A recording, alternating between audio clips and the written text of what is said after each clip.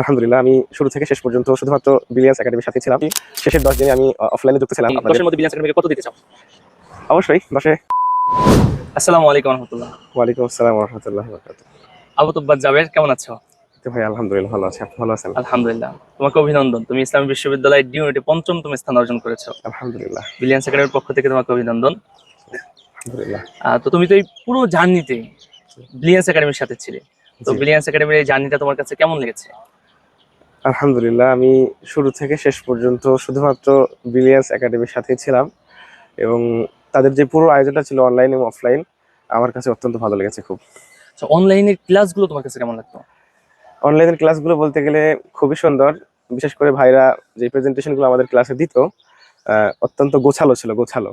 একজন ছাত্র চাইলেই আসলে গাইড না পড়েও আমাদের টিচারদের যে লেকচার শিটগুলো দিত, আমি মনে করি এটা পড়লেই অনেক সময় যথেষ্ট ছিল আরকি আমাদের জন্য। ক্লাসের শিক্ষকদের ক্লাস নেওয়ার ধরনগুলো তোমার কাছে কেমন লেগেছে? আলহামদুলিল্লাহ। আমাদের টিচাররা মাশাআল্লাহ দিলে প্রায় সবাই দক্ষ। অনলাইনেও এক্সপার্ট। তারা যত সুন্দরভাবে প্রেজেন্টেশনগুলো দিতে পারে, যেটা আমাদের আসলে বুঝতে খুব একটা অসুবিধা হয় না। খুব ভালো লাগছে আলহামদুলিল্লাহ। আচ্ছা, আমাদের তো তোমাদের বিশাল একটা পরীক্ষা আমরা নিয়েছি, প্রায় 70+ মডেল টেস্ট। তো এই পরীক্ষাগুলো দিয়ে তোমার কেমন ফায়দা হয়েছে? এটা তো আসলে বলার অবকাশ রাখেই না। অনলাইনে পরীক্ষাগুলো দিয়েছি। আ অনেক ভালো লাগছে। পাশাপাশি শেষের ১০ দিনে আমি অফলাইনে যুক্ত ছিলাম আপনাদের পরীক্ষাগুলোতে।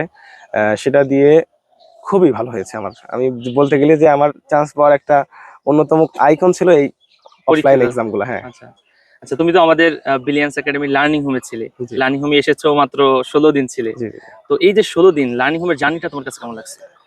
এটা আমি বলতে গেলে আমি একটা নিজ থেকেই সিদ্ধান্ত নিয়েছিলাম যে আমি আসলে আমার বাড়িতে পড়াশোনার পর্যাপ্ত পরিবেশ ছিল না এবং আমি যেই প্রতিষ্ঠানে থাকি সেখানেও বিভিন্ন ব্যস্ততার কারণে পড়াশোনা হয়ে উঠতো না। তাই আমার জন্য একটা নিরিবিলি পরিবেশ দরকার ছিল আমার জন্য। তো আমি মনে করেছিলাম যে ব্রিলিয়ান্স একাডেমি আশা করি আমাকে এই পরিবেশটা দিতে পারবে এবং তিনি এসে যথেষ্ট পরিমাণ সেই সাপোর্টটা পেয়েছি আমি আমার পড়াগুলো সুন্দরভাবে গোছায় নিয়ে আসার জন্য।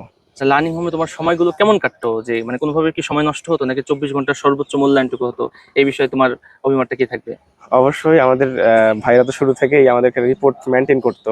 ২৪ ঘন্টার একটা নোটিশ নিত তারা পড়াশোনা কিভাবে হচ্ছে না হচ্ছে এবং দিনে ২ থেকে ৩টা করে পরীক্ষার মাধ্যমে আমাদেরকে মূল্যায়ন করা হতো। কতটুকু পড়া হলো না হলো।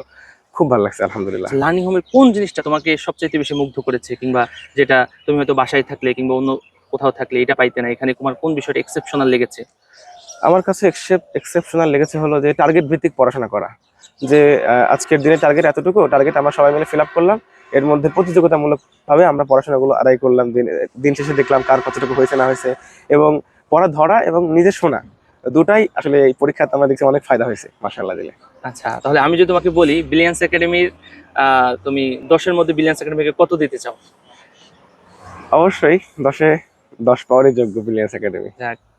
আর আজকে তো তোমাদের রেজাল্ট হলো, এখন বাড়িতে চলে যাবা, তাহলে তুমি লার্নিং হোমের কোন জিনিসটা মিস করবা?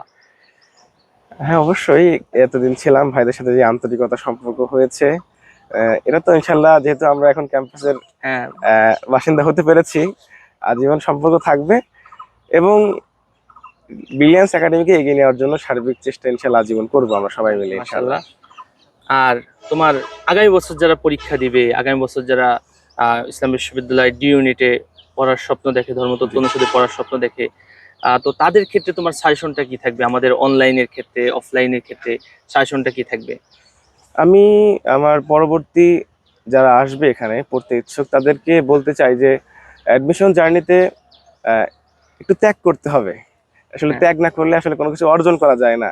হ্যাঁ, নিজের সময়টাকে পড়াশোনা কেন্দ্রিক ব্যয় করতে হবে এবং যাদের সম্ভব হবে অবশ্যই একটা পড়াশোনার পরিবেশ যেরকম আমাদের এখানে লার্নিং হোম ছিল, এরকম হোমগুলোর সাথে অন্ততপক্ষে অল্প হোক আর বেশি দিন হোক যুক্ত থাকা দরকার আমি মনে করি। তাহলে একজন ছাত্র আসলে পড়াশোনাটা খুব দ্রুত গোছায় নেওয়া সম্ভব হয়। আর বাড়িতে থাকলে সবার পক্ষে এটা সম্ভব হয় না। বেসিক্যালি আমি বলতে গেলে আমার হয়নি আরকি। হ্যাঁ। আমার এটা হয়নি, তবে এবছর আমার হয়েছে। যাক, মাশাআল্লাহ। আলহামদুলিল্লাহ। আর অনলাইনেও তো অনেক শিক্ষার্থী আমাদের যুক্ত হয়, জি। তাদেরও চান্স হচ্ছে আলহামদুলিল্লাহ। তো সেক্ষেত্রে অনলাইনে যারা যুক্ত থাকে তাদেরকে কেমন ফায়দা হবে তোমার মনে হয়? অনলাইনে যথেষ্ট ফায়দা হবে। আমাদের ভাইয়েরা যে পরিমাণ পড়াশোনা দেয় এবং যে পরিমাণ তাদের সাথে মানে এক্সেপশনাল বিষয়গুলো শেয়ার করে, একজন ছাত্র যদি এগুলো মেইনটেইন করে প্রতিদিন, তার পক্ষে আসলে চান্স পাওয়াটা আমি মনে করি কঠিন কিছু না। হ্যাঁ, খুবই ইজি। ঠিক আছে, শুকরান, ধন্যবাদ। এখন তো 75 একরে একজন কৃতি শিক্ষার্থী। যেভাবে এখানে মেধার স্বাক্ষর রেখেছো 5তম স্থান অর্জন করা, জি ইনশাল্লাহ সামনে দেশ ও জাতির ভবিষ্যতের জন্য গুরুত্বপূর্ণ ভূমিকা রাখবে আশা আমরা রাখি ইনশাআল্লাহ ইনশাল্লাহ। দোয়া করবেন। ঠিক আছে, শুকরান, আসসালামু আলাইকুম। ওয়ালাইকুম আসসালাম ভাই।